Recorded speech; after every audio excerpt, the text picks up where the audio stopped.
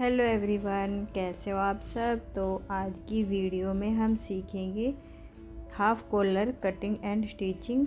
ये मैंने एक पीस ले लिया है ताकि मैं आपको इस पर समझा सकूं कि कॉलर को हम कैसे कटिंग करेंगे। तो कॉलर कटिंग करने से पहले जो भी हम टॉप पार्ट कटिंग करते हैं उसमें कुछ थोड़ा बहुत चेंज करना होता है, वो हम सीखेंगे। जैसे कि हमारे नॉर्मल शोल्डर है 14 इंच, उसका हाफ़ करेंगे 7 इंच। लेकिन जो भी हम कोई भी कॉलर वाली कुर्ती हम कटिंग करते हैं तो उसमें हम हाफ इंच एक्स्ट्रा लेते हैं। तो यहाँ पर मैंने 7.5 इंच के अपने शोल्डर ले लिए हैं। आपका भी जो भी शोल्डर मेज़रमेंट आएगा तो आपने हाफ इंच प्लस करना है। और यहाँ आर्म होल लेंगे हम, ये भी 7.5 इंच लेंगे।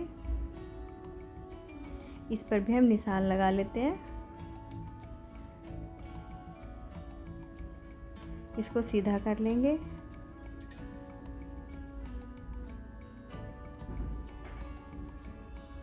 सीधा करने के बाद एक और यहाँ पर समझ लीजिए, जैसे कि यहाँ पर हमने 7.5 लिया है तो यहाँ पर हमने 7 इंच लेना है, क्योंकि हम यहाँ से तो ज़्यादा नहीं लेंगे, शोल्डर हमारे खींचे ना, इसलिए हमें ज़्यादा लेने होते हैं।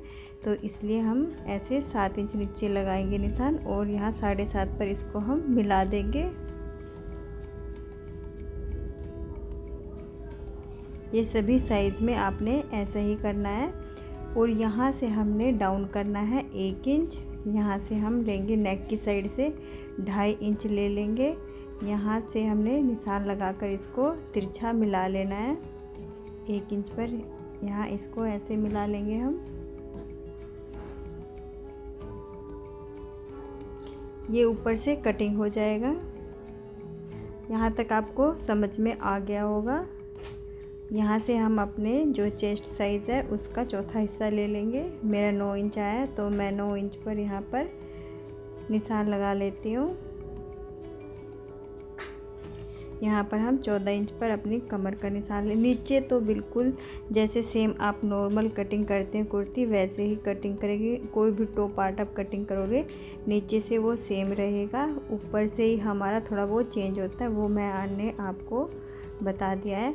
अब यहाँ पर हम आर्म होल की शेप देंगे। जो 7.5 इंच पर हमने निशान लगाया था, अपनी स्केल को हमने वहाँ पर रखना है और इसको ऐसे हमने शेप देनी है।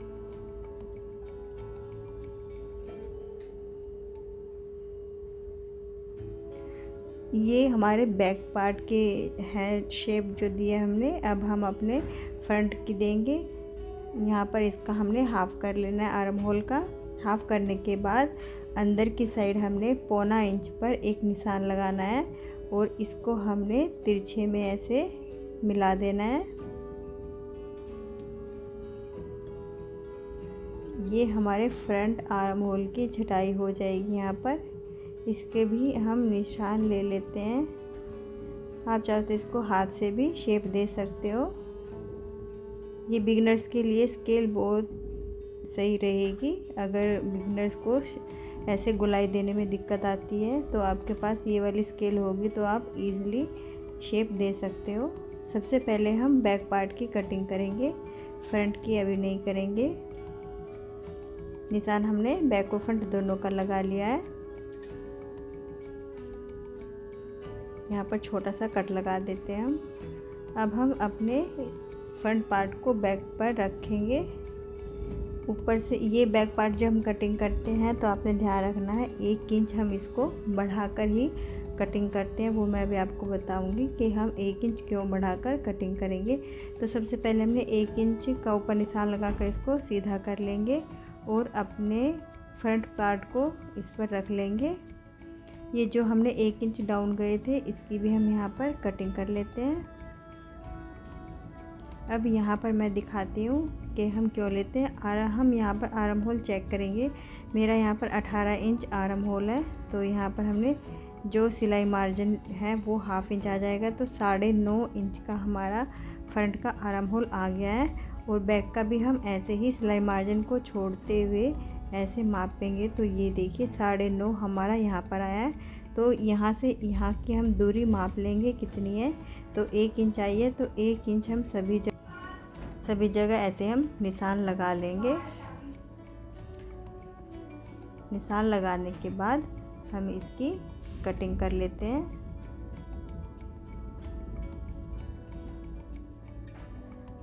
अगर आप इस तरीके से कटिंग करोगे तो आपका कॉलर बिल्कुल एकदम परफेक्ट आएगा, कहीं पर कोई खिंचाव नहीं आएगा और कुर्ती की फिटिंग भी एकदम अच्छी आएगी आपकी। ये फ्रंट पार्ट के भी आर्म होल की छटाई हम कर लेते हैं। ये बैक और फ्रंट हमारे दोनों कटिंग हो चुके हैं। इसका नेक कटिंग करेंगे। नेक कटिंग करने से पहले मैं आपको यहाँ आप कैसी शेप आप कटिंग करोगे हाफ़ कॉलर में वो मैं आपको बताती हूँ। जैसे कि हम ये जो हाफ़ कॉलर हम कटिंग करेंगे, यहाँ पर आप 2.5-3 इंच इसकी ब्रॉड ले सकते हो, इससे ज़्यादा नहीं। इससे ज़्यादा तो वो लूज़ हो जाएगा नेक आपका ऊपर से। तो आप इसको राउंड शेप जो हम बनाते हैं उसमें आप इस कॉलर को बना सकते हो। ये जो स्वीट हार्ट हम नेक बनाते हैं इसमें भी बना सकते हो। ये जो 5 शेप हम बनाते हैं नेक, इसमें भी आप हाफ़ कॉलर को बना सकते हो। आपने जो यहाँ पर सीधे होती है लाइन हमारी, उसमें आप कोई भी शेप हो इसमें आप हाफ़ कॉलर को बना सकते हो। नीचे चाहे आप कोई भी डिज़ाइन बनाओ, लेकिन ऊपर से आपका सीधा होना चाहिए। ऐसे आप कोई भी कॉलर इसमें बना सकते हो। तो अभी हम अपने नेक की कटिंग कर लेते हैं। तो यहाँ पर मैं 2.5 इंच ही ब्रॉड रखूँगी नेक की, और इसकी आप लंबाई चौड़ाई मैंने बताया भी आपको अपने हिसाब से रख सकते हो। और यहाँ पर मैं 6.25 इंच पर निशान लगा लेती हूँ लंबाई के लिए। 2.5 इंच मैं यहाँ पर निशान लगाऊंगी।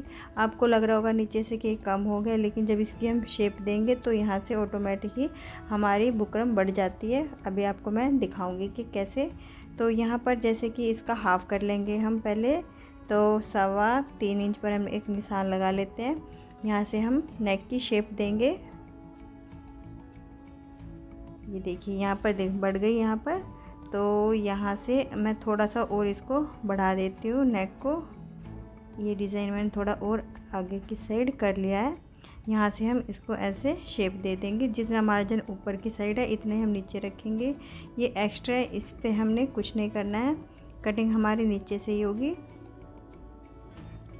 सबसे पहले हम नीचे वाली शेप कटिंग कर लेते हैं। अब हमने यहाँ से ये भी कटिंग कर लेना है नेक अपना।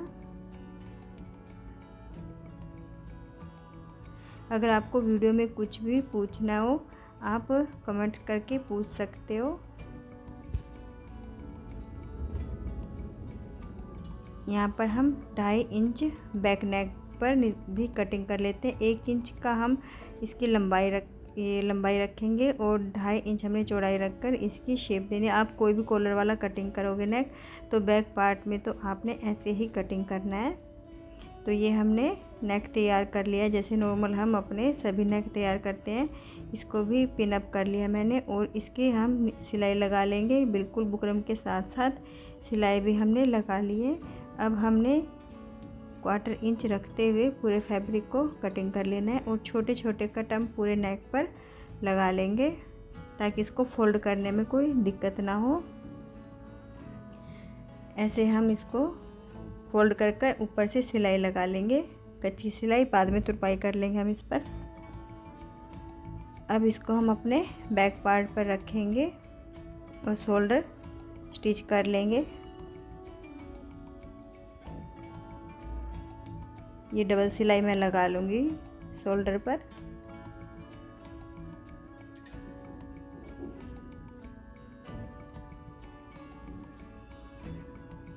दूसरा शोल्डर भी हम ऐसे ही स्टिच कर लेंगे।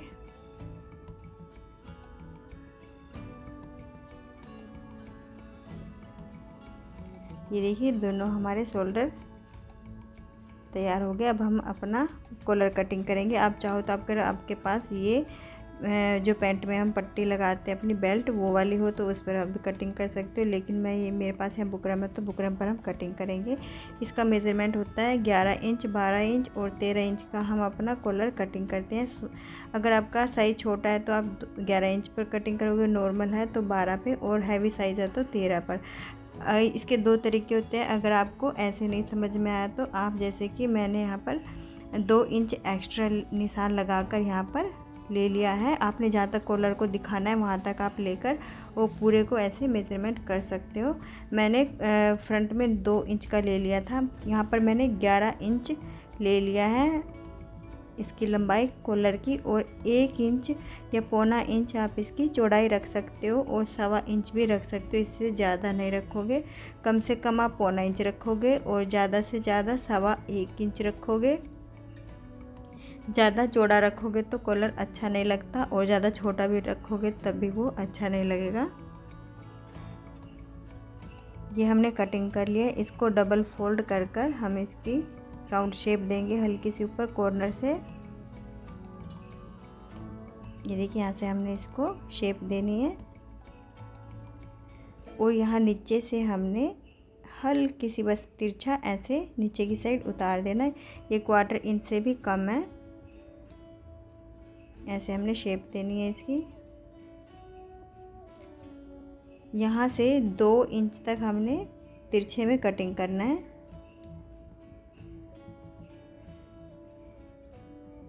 ये कोई भी कॉलर हम कटिंग करते हैं तो जहाँ से हमने शेप दी है अपनी नीचे, ये नीचे की साइड हमारी कुर्ती के साथ अटैच होती है। हमेशा ये ध्यान रखना आपने, जो कोई भी हम शेप नीचे देते हैं तो वो हमारी कुर्ती के साथ ही अटैच होती है।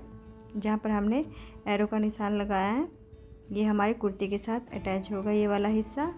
ऐसे हमने एक फैब्रिक ले लेना है, इसको मैं प्रेस से चिपका लूँगी। ये 1/2 इंच लेकर हम इसको ऐसे फोल्ड करेंगे, वो मैं बाद में बताऊँगी आपको। फ़िलहाल मैं इसको प्रेस से चिपका लेती हूँ। ये मैंने प्रेस से इसको चिपका लिया है। जो एक्स्ट्रा फैब्रिक है उसकी हम कटिंग कर लेंगे और इसको या तो आप सिलाई भी लगा सकते हो इसके ऊपर। मैं इस पर प्रेस से ही इसको सेट कर लूँगी। आप जो सिलाई लगाओगे आपको बाद में वो खोलनी होगी।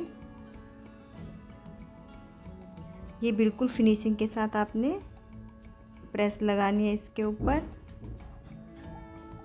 एक फैब्रिक और लेंगे हम, उसके ऊपर हम इसको ऐसे रखेंगे।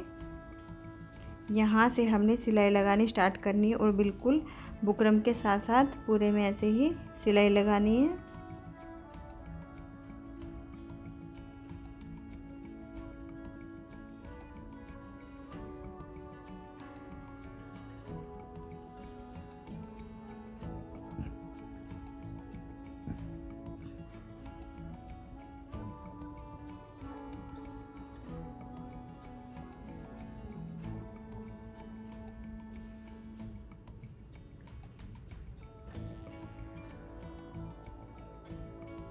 जो ये एक्स्ट्रा मार्जिन है वो उसको हम कटिंग कर लेंगे। हमने 1/4 इंच रख कर बाकी सारा फैब्रिक हमने कटिंग कर लेना है। आप चाहो तो इसमें छोटे छोटे कट भी लगा सकते हो। मैं इसको ऐसे ही सीधा कर लूँगी, ये ऐसे भी इजीली सीधा हो जाएगा। ये देखिए हमने इसको ऐसे सीधा कर कर इस पर प्रेस कर लेंगे हम। ये प्रेस करने के बाद इसके बिल्कुल किनारे किनारे पर निचले वाले फैब्रिक पर हमने ये निशान लगा लेना है। जब हम इसको अटैच करेंगे तो इसी निशान के ऊपर हमने अटैच करना होगा। और आपने ध्यान रखना है जो ये एक्स्ट्रा फैब्रिक हम कटिंग कर रहे हैं ये पूरा प्रोसेस करने के बाद ही कटिंग करना। अगर आप पहले ही कटिंग कर दोगे तो वो जब आप अपने कॉलर को सीधा करोगे तो वो छोटा हो जाएगा फैब्रिक और फिर दिक्कत होएगी बाद में। तो इसलिए आपने बाद में ही कटिंग करना है। अब इसको यहाँ पर देखिए, हम इसको मिलाकर देखेंगे। शोल्डर हमारे अगर बराबर नहीं है तो हमने सिलाई लगाकर दोबारा से उसको बराबर करना होगा। यहाँ पर देखिए थोड़ा सा मेरा यहाँ ऊपर नीचे है तो मैं यहाँ पर दोबारा से अपने शोल्डर पर सिलाई लगाऊंगी। सिर्फ थोड़ा सा ही यहाँ पर कम ज़्यादा है। अगर आपका भी ऐसे ही कम ज़्यादा है तो आप उसको इक्वल करोगे सबसे पहले, फिर बाद में दोबारा मिलाकर देखते हैं हम। मिलाने के बाद अपने बैक वाले नेक पर हम बीच में एक छोटा सा कट लगाएंगे, ज़्यादा बड़ा नहीं लगाना है। बड़ा लगाओगे तो आपका नेक पीछे से खुल जाएगा। और इसको हम ऐसे बैक साइड में रखेंगे और अपने कॉलर को भी हमने बैक साइड में रखकर फिर हम इसको सीधी साइड में पलट लेंगे। और अगर आप यहाँ पर पिन भी लगा सकते हो, मैं इसको ऐसे ही स्टिच कर लूँगी। यहीं से मैं इसको सिलना स्टार्ट करती हूँ। ये जो शोल्डर वाला मार्जिन है इसको हमने बैक साइड में ऐसे फोल्ड कर लेना है। यहाँ तक तो हमने इसको जो हमने निशान लगा रखा है वहाँ तक इसको स्टिच करते आना। लेकिन जब हमारा नेक आ जाएगा फ्रंट में तो आपने बिल्कुल किनारे किनारे ही दबानी है और बाकी का ऊपर वाला जो कॉलर वाला मार्जिन है उसको हमने बाहर की साइड निकाल देना है और बिल्कुल अपने नेक के किनारे किनारे पर ये वाली निशान जो लगाया हमने उसको रखना है और स्टिच करना है। आप वीडियो में देख पा रहे होंगे कि मैं कैसे स्टिच कर रही हूँ। मार्जिन हमने उतना ही रखना है, बाकी का बाहर निकाल देंगे और यहाँ पर अपने कॉलर को अटैच कर लेंगे हम। और यहाँ पर भी मार्जिन है, सुई की हेल्प से आपने उसको अंदर की साइड करना है।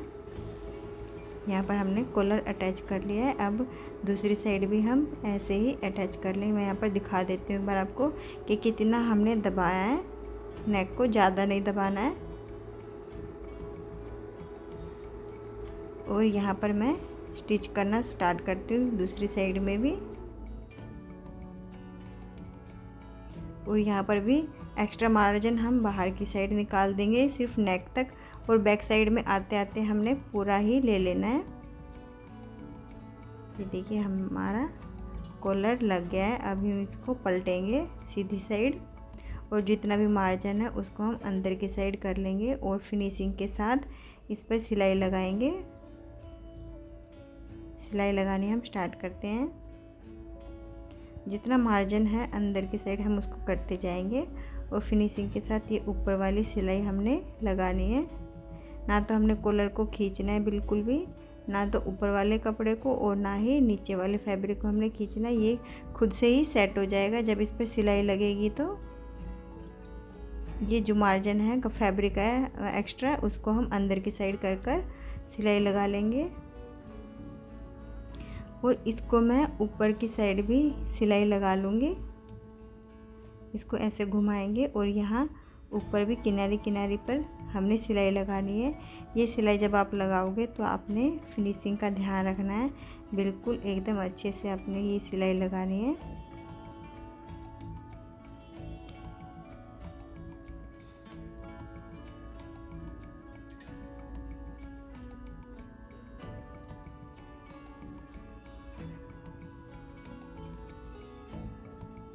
ये देखिए हमारा नेक कितना अच्छा बनकर तैयार हो गया है। आप चाहो तो इस पर लेस वगैरह भी लगा सकते हो। मैं भी आपको लेस भी लगा कर दिखा दूँगी। ये देखिए मैंने लेस भी यहाँ पर लगा ली है। आप यहाँ पर कोई सुंदर सा बटन भी लगा सकते हो नीचे की साइड में। और ये हमारी कॉलर बनकर तैयार हो गई है। आपको कैसी लगी वीडियो? आपके हेल्पफुल है तो वीडियो को सब्सक्राइब कर लेना। Thank you.